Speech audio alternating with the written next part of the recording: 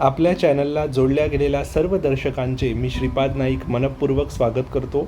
आज आपण मेष राशीचे नोव्हेंबर 2025चे राशी भविष्य बघणार आहोत। सप्टेंबर आणि ऑक्टोबर महिन्याचं मेष राशीचं राशी भविष्य आपण जर बघितलं असेल तर कमेंट्स अवश्य करावी की आपल्याला त्या हिशोबाने अनुभव आले की नाही आले, या हिशोबाने आपण कमेंट करा। आणि चॅनलला आपण सबस्क्राईब केलं नसेल तर चॅनलला कृपया सबस्क्राईब करा। आता आपण सुरू करू। मेष राशी नोव्हेंबर 2025 ग्रह गोचराचा काय परिणाम मेष राशीवर होईल हे पाहण्यासाठी सगळ्यात आधी आपण ग्रह गोचर स्थिती जाणून घेऊया। 2 नोव्हेंबरला शुक्र ग्रह तुला राशीमध्ये राशी परिवर्तन करून येईल। 16 नोव्हेंबरला सूर्य वृश्चिक राशीमध्ये राशी परिवर्तन करून जातील। 26 नोव्हेंबरला शुक्रदेव वृश्चिक राशीमध्ये तुलामधून राशी परिवर्तन करून जातील। 23 नोव्हेंबरला बुधदेव तुला राशीमध्ये राशी परिवर्तन करून वक्री अवस्थेमध्ये तुला राशीत येतील। याचा आपल्या नोव्हेंबर 2025 या महिन्यामध्ये काय आपल्याला परिणाम याचे मिळतील हे आपण आता जाणून घेणार आहोत। सगळ्यात आधी आपण लग्नेशाची गोष्ट करू। तुमच्या मेष राशीच्या पत्रिकेमधला लग्नेश हा अष्टम स्थानामध्ये विराजमान आहे। त्याच्यामुळे डोकं शांत ठेवून आपल्याला निर्णय घेण्याची या महिन्यामध्ये अतिशय गरज आहे। स्मार्ट वर्क करणं आपल्याला या महिन्यामध्ये गरजेचं आहे हार्डवर्कपेक्षा, आणि आपले निर्णय कुठेतरी चुकण्याची दाट शक्यता या महिन्यामध्ये बनलेली आहे। त्याच्यामुळे त्या हिशोबाने काळजी घेणं आपल्यासाठी अनिवार्य असेल। आपलं मन थोडं अस्थिर राहू शकतं या महिन्यामध्ये। आपल्या ॲग्रेशनवर, संतापावर थोडं कंट्रोल करण्याची आपल्याला गरज आहे, हे विसरू नका। बाकी विपरीत राजयोग या ठिकाणी बनलेला असल्यामुळे अचानक धनलाभ होणं, जमिनीचा आपल्याला लाभ होणं हे योग आपल्याला इथे संभवत आहे।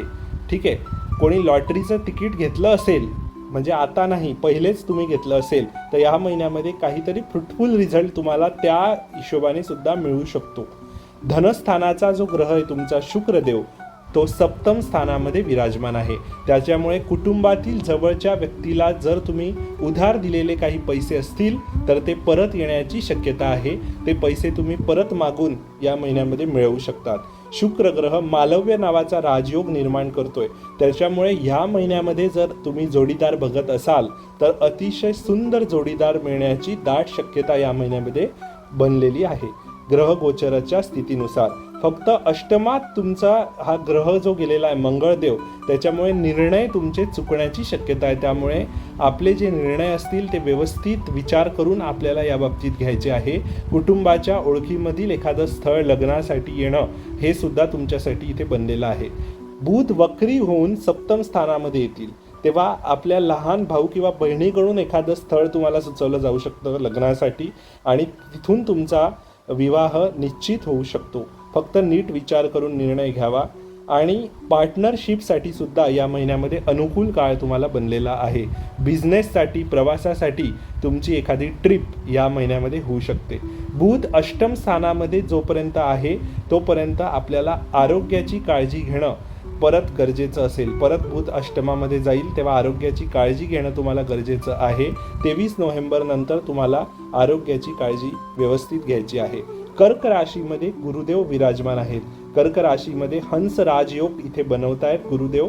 त्याच्यामुळे आईची तब्येत जर अचानक कधी आपली बिघडली असेल 1-2 महिन्यामध्ये मागच्या, तर आईची तब्येत या महिन्यामध्ये सुधरेल आणि भरभरून आईचे आशीर्वाद तुम्हाला प्राप्त होतील।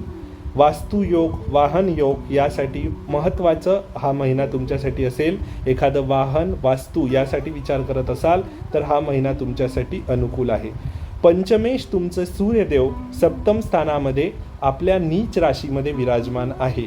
तर जो सप्तमेश तुमचा म्हणजे पंचमेश सप्तमात असणं हे तुमच्यासाठी चांगलं नाही आहे। त्यामुळे तुम्ही लव्ह मॅरेजसाठी जर विचार करत असाल, म्हणजे लव्ह मॅरेजसाठी तुम्हाला परमिशन हवी असेल आईवडिलांची, तर तुम्हाला ह्या महिन्यामध्ये थोडंसं थांबून घेणं गरजेचं आहे। बाकी आपल्या मुलांसाठी चांगला काळ आहे। 16 नोव्हेंबर नंतर तुम्हाला याचे चांगले परिणाम मिळतील। अष्टमेश तुमचा अष्टमात आहे। अष्टमेश तुमचे मंगळदेव अष्टमात असल्यामुळे अचानक धनलाभ आपल्याला संभवतो। आणि एकादश तुमचं जे स्थान आहे, या एकादश स्थानाचा स्वामी हा व्ययस्थानामध्ये गेला आहे। शनिदेव व्ययस्थानामध्ये गेलेले आहे।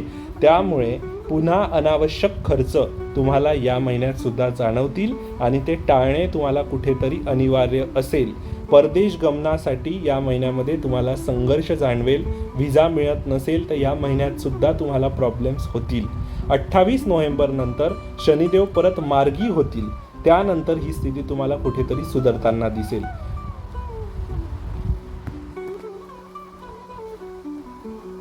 लग्नेश तुमचा अष्टम स्थानात विराजमान असल्यामुळे तुम्हाला ह्या महिन्यामध्ये गाडी सांभाळून चालवण्याचा सल्ला हा स्पेशली देण्यात येत आहे.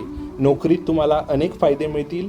कर्म करताना थोडे अडथळे जाणवू शकतात, पण नंतर भविष्यात त्या कर्माचे मोठे फळ तुम्हाला प्राप्त होईल हे मात्र मी निश्चित या ठिकाणी तुम्हाला सांगू शकतो. आरोग्याची विशेष करून तुम्हाला ॲसिडिटी, त्यानंतर पोटदुखीची समस्या या महिन्यामध्ये जाणवेल आणि लंग्स रिलेटेड प्रॉब्लेम्स तुम्हाला होऊ शकता.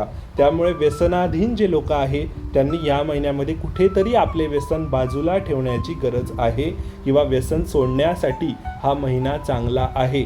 त्या हिशोबाने आपण प्रयत्न करावे, नाहीतर लंग्स रिलेटेड प्रॉब्लेम तुम्हाला या महिन्यात जाणवू शकतात. ठीक आहे. तुमच्यासाठी शुभ रंग आहे गुलाबी आणि शुभ तारखा मी तुम्हाला देतो. शुभ दिन 4, 5, 19 आणि 21 नोव्हेंबर तुमच्यासाठी शुभ दिवस आहे आणि 8, 9, 15 आणि 16 नोव्हेंबर हे तुमच्यासाठी अशुभ दिवस असतील. त्या हिशोबाने तुम्ही काळजी घेणे या दिवसांमध्ये गरजेचे आहे. आणि हनुमान चालिसा आणि सुंदरकांड याचा तुम्ही डेली जर पाठ केला तर तुमच्यासाठी हे फ्रुटफुल असेल कुठेतरी मेष राशीसाठी या महिन्यासाठी. तर मेष राशीचं भविष्य तुम्हाला पूर्ण या महिन्याचं नोव्हेंबरचं मी सांगितलेलं आहे. पुढच्या व्हिडिओमध्ये भेटूया वृषभ राशी नोव्हेंबर 2025. Thank you so much.